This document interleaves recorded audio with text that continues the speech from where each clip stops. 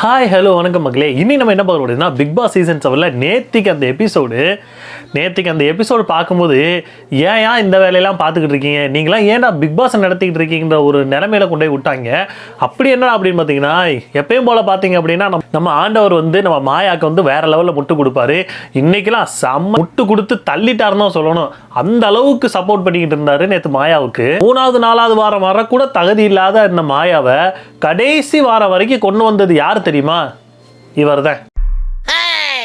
So நேத்திக்கு இவர் என்னென்ன பண்ணாரு, ஸோ நேத்திக்கு யார் வந்தாங்க, ஸோ அவங்க யாரை வந்து என்னென்னலாம் பேசினாங்க அப்படின்றத இன்னைக்கு இந்த வீடியோவில் பார்க்க போகிறோம். ஸோ வீடியோ பார்க்க முன்னாடி யாரும் சப்ஸ்கிரைப் பண்ணாமல் இருந்தீங்கன்னா முதல்ல போய் சப்ஸ்கிரைப் பண்ணுங்க, கூடவே அந்த பெல் ஐக்கனை கிளிக் பண்ணுங்க. அப்போ தான் நான் போடக்கூடிய வீடியோஸோட அப்டேட் வந்து உங்களுக்கு கிடச்சிக்கிட்டே இருக்கும். ஸோ வாங்க வீடியோக்குள்ளே போகலாம்.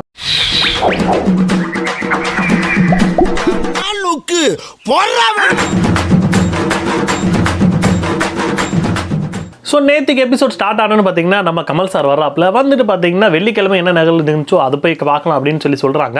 அப்போ நம்ம தினேஷ் அண்ட் விஷ்ணு இவங்க 2 பேர் உட்காந்து பேசிக்கிட்டு இருக்காங்க. இவங்க என்னப்பா பேசுவாங்க, யார் பெட்டி எடுத்துருக்கலாம், யார் எடுக்காமல் இருந்திருக்கலாம் அப்படின்ற மாதிரி தான் பேசிகிட்டு இருப்பானுங்க. அதே மாதிரி தான் நம்ம தினேஷ் ப்ரோ சொல்கிறாப்புல விசித்ரா மேம் வந்து பெட்டி எடுத்திருந்தா வேற லெவலில் இருந்திருக்கும் அப்படின்னு சொல்லி தினேஷ் ப்ரோ சொல்லிட்டு இருக்காப்புல.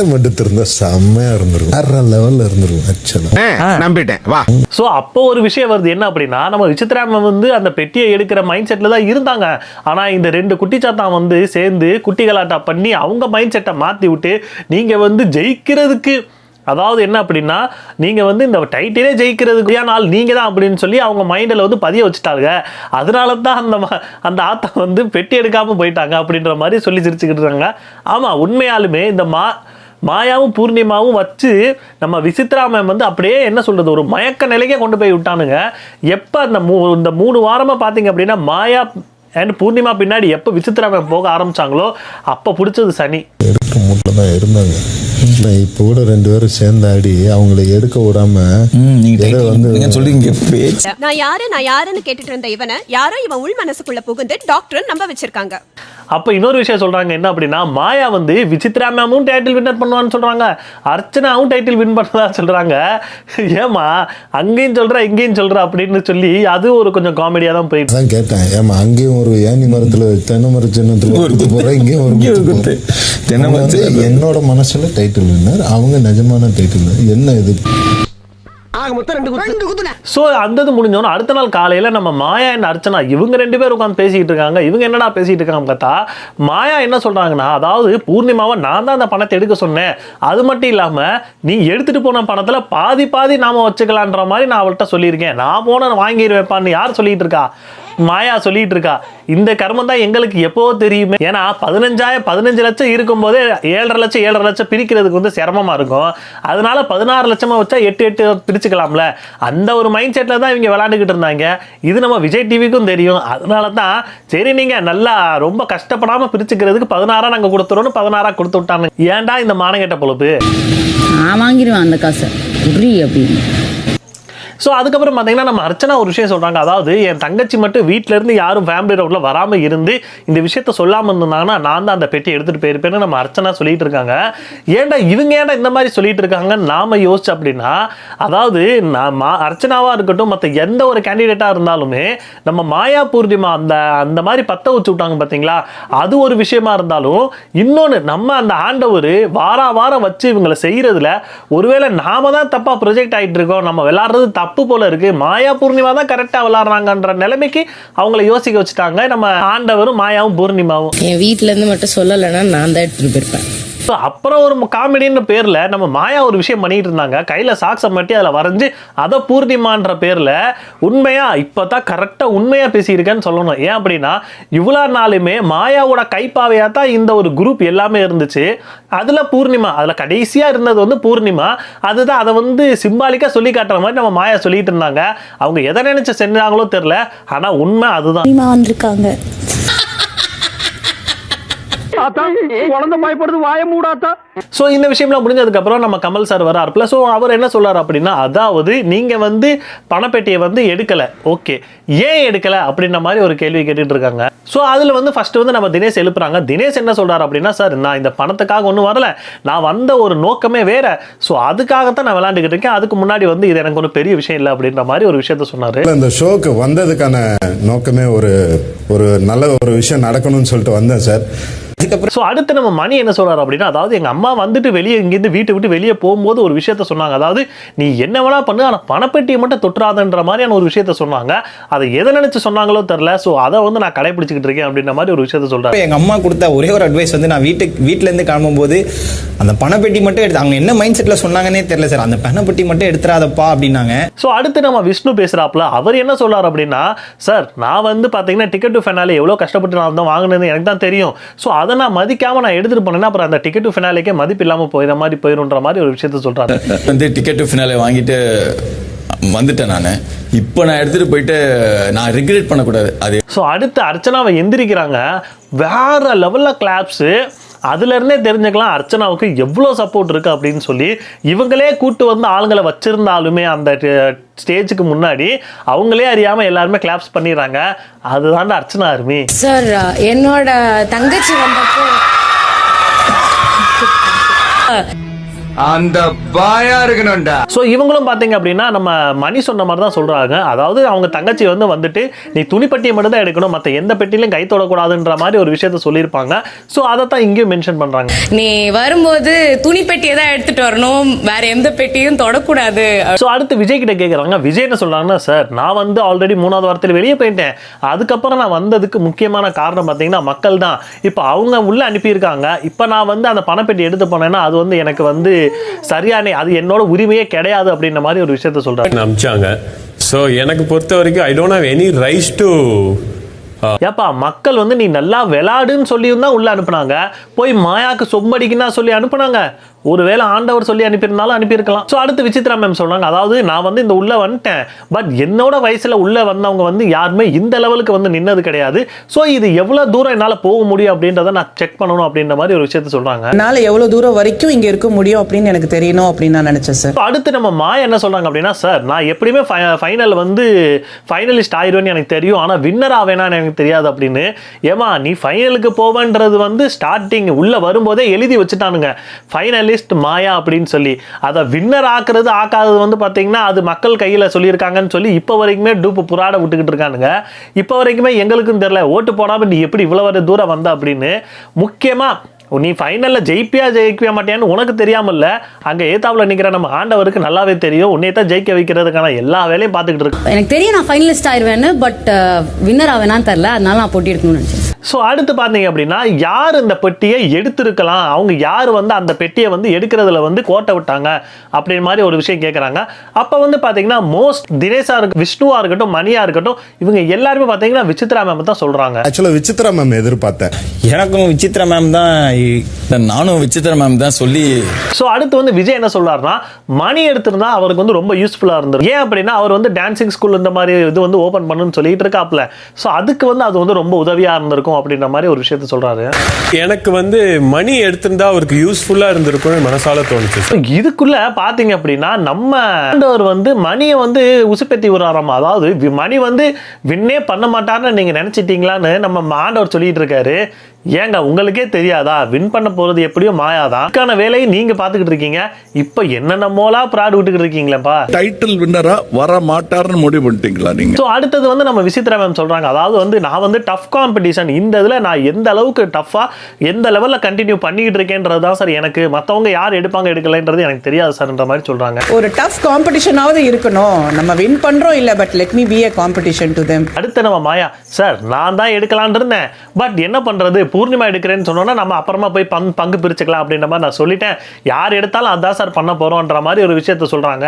இதுதான் எங்களுக்கு எப்பயோ தெரியுமே. நான் சார் கோட்டை விட்டேன்.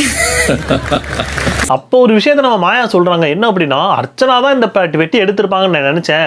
ஸோ அவங்க அப்படி எடுத்திருந்தாங்கன்னா எங்களில் யாராச்சும் டைட்டில் வின்னர் ஆயிருப்பாங்க. இப்போ அவங்க எடுக்கல அப்படின்னால எனக்கு தெரிஞ்சு அவங்க தான் டைட்டில் வின்னர் ஆவாங்கன்றத வந்து சொல்லாம சொல்லிட்டாங்க நம்ம மாயா. இப்பதாம்மா ஒரு உண்மையா சொல்லியிருக்க நீ. அர்ச்சனா எப்படியாவது எடுத்துடணும், அர்ச்சனா எடுத்தாங்கன்னா எங்கள ஒருத்தர் டைட்டில் வினர் ஆயிரும் அப்படின்ற ஒரு ஆசை இருந்துச்சு சார். ஸோ இந்த விஷயம்லாம் முடிஞ்சதுக்கு அப்புறம் பார்த்தீங்கன்னா நம்ம ஆண்டவர் வந்து பூர்ணிமா, அதாவது வீட்டுக்கு போன பூர்ணிமா மறுபடியும் ஸ்டேஜுக்கு கூப்பிட்டு வச்சு அவங்க கிட்ட பேச்சு கொடுக்கலான்ற மாதிரி பேசிக்கிட்டு இருக்காப்ல. பட்டியா ஃபுல் பட்டியா. ஸோ அப்போ அவங்க அதை என்ன சொல்றாங்க அப்படின்னா, இது வந்து உங்களுக்கு ஒர்த்தா, உங்களுக்கு கிடைக்க வேண்டியதானா நீங்க நினைக்கிறீங்களான்னு கேட்டதுக்கு, ஆமா சார் நான் இந்த லெவல், அதாவது நான் 97 நாள் இந்த இதுக்குள்ள இருந்திருக்கேன். ஸோ இந்த சர்வை பண்ணதுக்கு வந்து எனக்கு நானே கொடுத்துக்கிட்ட கிஃப்ட் மாதிரி தான் சார் நான் நினைக்கிறேன் அப்படின்ற மாதிரி சொல்றாங்க. எனக்கு நானே கொடுத்துக்கிட்ட கிஃப்ட் தான் அது. அப்போ நம்ம பூர்ணிமா ஒரு விஷயம் சொல்றாங்க, அதாவது வெளியே கை தட்டுறதை வச்சு நான் லூசு மாதிரி உள்ள வந்து யோசிச்சுக்கிட்டு இருந்தேன்னு, இப்பயுமே நீ லூசு மாதிரி தான் நினைச்சுக்கிட்டு இருக்க. அவங்க கரெக்டானதுக்கு தான் கை தட்டி இருக்காங்க. ஆனா இப்ப வரைக்கும் உனக்கு தெரியலன்னு சொல்லுங்க. நான் லூசு மாதிரி உள்ள உட்காந்துட்டு கை தட்டுறதை யோசிச்சுட்டு இருக்கேன் சார். செக்கில ஆட்டின சுத்தமான உருட்டு வெளியே கொண்டாடி தள்ளுறாங்களா? எங்கம்மா கொண்டாடினாங்க? நீ உள்ள வீட்டுக்குன்னு வரும்போது பாத்தீங்கன்னா நீ செட் பண்ண ஒரு 4-5-6 பேர் தான் இருந்தாங்களே தவிர மக்கள்னு யாருமா வந்தா அந்த இடத்துக்கு? கொண்டாடுறாங்க சார். என்ன நான் எதிர்பார்க்கல சார், சீரியஸா. நீ உருட்டுமா, உன் நல்ல மனசுக்கு நீ தான் ஜெயிப்ப. அப்போ ஒரு விஷயம் தான் கரெக்டாக சொன்னாங்க. என்ன அப்படின்னா, நான் உள்ள எந்த லெவல் அடி வாங்கணும்னா அதை விட அடி வந்து நான் ஃப்ரெண்ட்ஸ் அண்ட் ஃபேமிலி இவங்க தான் வாங்கியிருக்காங்கன்னு. ஆமாம், நீ வந்து பிரதீப்பை வந்து தப்பான ஒரு அலிகேஷன் கொடுத்து அவனை வீட்டை விட்டு வெளியே அனுப்பின, அதனால் வச்சு செய்ய வேண்டியவங்க செஞ்சுருப்பாங்க. அதனால தான் உங்கள் அம்மாலாம் போய் மன்னிப்புலாம் கேட்டு வந்தாங்களே பிரதீப்க்கு. ஃப்ரெண்ட்ஸ் அண்ட் ஃபேமிலி நான் வாங்கின அடியை விட அதிகமாக வாங்கியிருக்காங்க சார். ஸோ அடுத்து நம்ம கமல் சார் சொல்கிறார், அதாவது நீங்கள் வெளியே வந்துட்டீங்க, இப்போ உள்ளே இருக்கிறவங்களுக்கு நீங்கள் என்ன கமெண்ட்ஸ் கொடுக்க போறீங்கன்னு கேட்டதுக்கு நம்ம பூர்ணிமா வந்து ஒவ்வொருத்தவங்களுக்கு ஒவ்வொரு கமெண்ட் சொல்லிட்டு இருக்காங்க. அப்போ கூட பார்த்தீங்க அப்படின்னா நல்ல விஷயமாவே சொன்ன மாதிரி எனக்கு தெரியல. தினேஷ் ப்ரோக்கு என்ன சொல்கிறாங்க அப்படின்னா, சில இடத்துல நீங்கள் வந்து ரொம்ப கோவப்பட்டுறீங்க, ஆனாலுமே நீங்கள் பார்த்தீங்கன்னா நீங்கள் கூல் தான் அப்படின்ற மாதிரி ஒரு விஷயத்த சொல்கிறாங்க. சில விஷயத்தில் நீங்கள் யோசிக்கிறது இல்லை, பட் நீங்கள் கூல் தான். அப்போ மணிக்கு ஒரு விஷயம் சொல்கிறாங்க, அதாவது நீ எடுக்கணும்னு நினச்சிக்கிட்டு இருந்தேன், ஆனால் நான் எடுத்துகிட்டு போயிட்டேன்னு நினச்சிட்டியாடான்ற ஒரு விஷயத்த ஒரு விஷயம் சொல்கிறாங்க.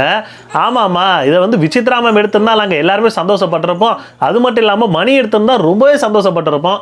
ஆனால் நீ எல்லாம் எடுத்துகிட்டு போயிட்ட பார்த்தியா, அதை தான் எங்களால் தாங்கவே முடியல. உனக்கு முன்னாடி தூக்கிட்டு போயிட்டேனாடா.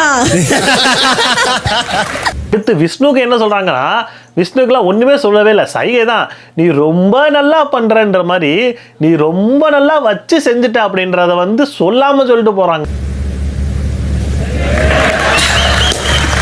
ஸோ அடுத்து வந்து அர்ச்சனா வந்து இவங்களுமே டைட்டில் வின்னர் தான் சொல்லிட்டு இருக்காங்க. அதாவது வந்து எல்லாருமே பார்த்தீங்கன்னா அர்ச்சனாவை தான் டைட்டில் வின்னர் சொல்லிட்டு இருக்காங்க.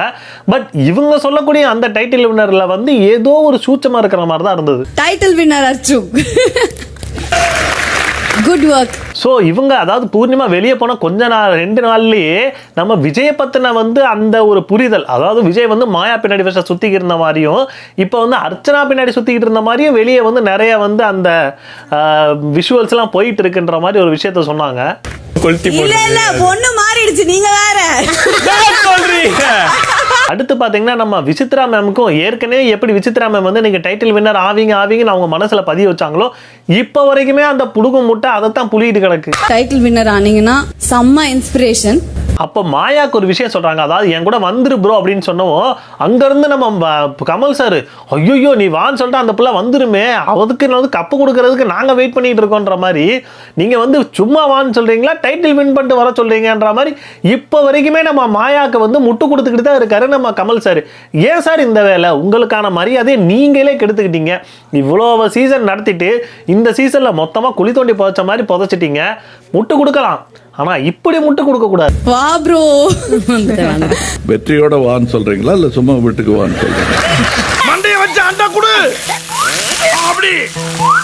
ஸோ அடுத்து என்ன கேள்வி கேட்குறாருன்னா, இந்த இதில் வந்து மக்களோட அவங்க எதிர்பார்ப்பு வந்து பூர்த்தி செஞ்சது யார் அப்படின்னு சொல்லி ஒன்று கேட்டுக்கிட்டு இருக்கும்போது நம்ம அர்ச்சனா வந்து மாயாவை தான் சொல்கிறாங்க. அவங்க சொல்கிறதுக்கும் காரணம் இருக்குது. ஏன்னா நம்ம கமல் சார் கொடுத்த முட்டை அப்படி. என்னை பொறுத்த வரைக்கும் மக்களோட எதிர்பார்ப்பு பூர்த்தி பண்ணது வந்து மாயா நானே. ஸோ அடுத்து வந்து விஜய் ப்ரோ என்ன சொல்கிறாருன்னா, செஞ்சது வந்து மாயா, அதாவது மக்கள் நினைச்சது செஞ்சது மாயா, செய்யாதது வந்து விஷ்ணு அப்படின்ற மாதிரி நிறைய பேர் விஷ்ணுவை தான் சொன்னாங்க. எதுவுமே நான் பண்ணி பார்த்தது இல்லை சார். ஒன்று வந்து ஸோ அடுத்து வந்து பார்த்தீங்கன்னா மாயா என்ன சொல்கிறாங்கன்னா, அர்ச்சனா வந்து நான் எல்லாமே பண்ணாங்க, அதாவது மக்கள் நினைச்சதை பண்ணாதது வந்து விஷ்ணு அப்படின்ற மாதிரி சொல்கிறாங்க. அன்டவுட்லி அர்ச்சனா கேமராக்கும் மக்களுக்கும் போய் சேர்ற மாதிரி பதிவு பண்ணியிருக்காங்க. ஸோ அப்போ வந்து இந்த எபிசோடு வந்து நம்ம கமல் சார் முடிச்சுட்டு போயிட்டாப்ல. இதுக்கப்புறம் வந்து ஸோ உள்ளே உட்காந்து நம்ம மணி அண்ட் விஷ்ணு பேசிக்கிட்டு இருக்காங்க. அதாவது வந்து நீ வந்து டிக்கெட் டு ஃபினாலே டிக்கெட் எடுத்ததுக்கப்புறம் எவனாவது அந்த பெட்டியில் கை வைப்பானான்ற மாதிரி ஒரு விஷயத்த சொல்லிட்டு இருக்காரு. உண்மைதான், இவ்வளோ கஷ்டப்பட்டு டிக்கெட் டு ஃபினாலே இது ஜெயிச்சதுக்கு நீங்கள் அதை ஜெயிக்காமலே பெட்டி எடுத்துகிட்டு போயிருக்கலாமே. டிக்கெட் ஃபினாலே ஒருத்தன் வாங்கி வச்சுக்கின்னு ஆனால் அவன் எடுப்பானடா அது அப்படின்னு. ஸோ அது அங்கிட்டு முடிஞ்சோன்னா இந்த பக்கம் நம்ம மாயா விசித்ரா இவங்க 2 பேர் பேசிக்கிட்டு இருக்காங்க.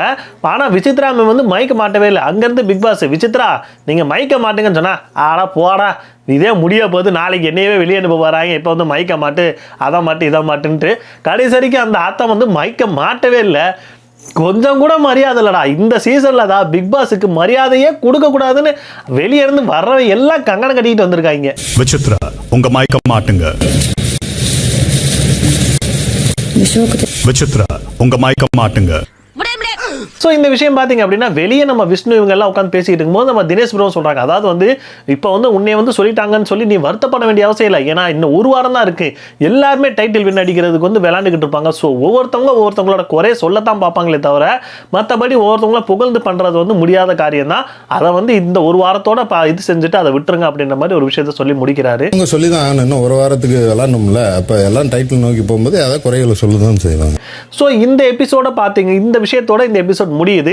ஆனால் முக்கியமாக நம்ம ஆண்டவர் ஏன் இந்த லெவலுக்கு முட்டு கொடுக்குறாருன்னு இப்போ வரைக்குமே நமக்கு புரியல. அதான் முடிஞ்சு போச்சு, இன்னும் ஒரு வாரம் தானே இருக்குது, அதெல்லாம் வெயிட் பண்ண வேணாம். இப்போ நீங்கள் அந்த கப்பை தூக்கி மாயாவுக்கு கொடுத்துட்டு கிளப்பி விடுங்க, நாங்களும் வேறு வேலையை பார்த்துட்டு போவோம், ஏன் இந்த வேலை பார்த்துக்கிட்டு இருக்கீங்கன்ற மாதிரி தான் இருக்குது. ஸோ இதை பற்றி நீங்கள் என்ன நினைக்கிறீங்க அப்படின்னு சொல்லி கமெண்ட் செக்ஷனில் கமெண்ட் பண்ணுங்கள். இந்த வீடியோ உங்களுக்கு பிடிச்சிருந்தா லைக் ஷேர் கமெண்ட் பண்ணுங்கள். ரொம்ப பிடிச்சிருந்தா சர்வே பண்ணி வச்சுங்க. அடுத்த வீடியோவில் பார்ப்போம். டாடா பாய்.